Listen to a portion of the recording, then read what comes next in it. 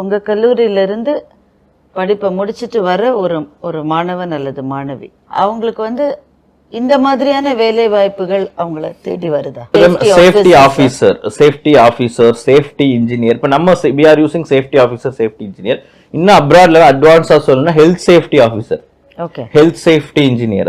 அதாவது ma'am it will speak about 3 things ma'am. ஒன்னு வந்து work safety, then health safety, then environmental safety. Work safety பார்க்கக்கூடிய வேலை மூலமாக எந்தவித ஆபத்தும் வரக்கூடாது.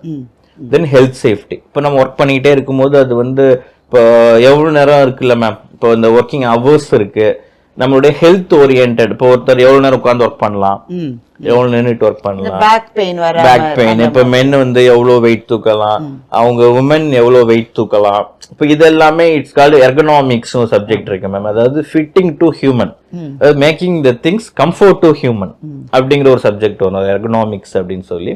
அதே மாதிரி தென் என்விரான்மெண்டல் சேஃப்டி, சுற்றுச்சூழல் பாதுகாப்பு. நீங்க என்ன வேணாலும் பண்ணுங்க, என்விரான்மெண்ட் வந்து பொல்யூட் ஆகக்கூடாது. அதான் HSC ஆஃபீஸர், HSC இன்ஜினியர். இப்போ இந்த டிகிரி முடிக்கிறவங்க அந்த கேட்டகரி ஆஃப் த இதுக்கு போகும்.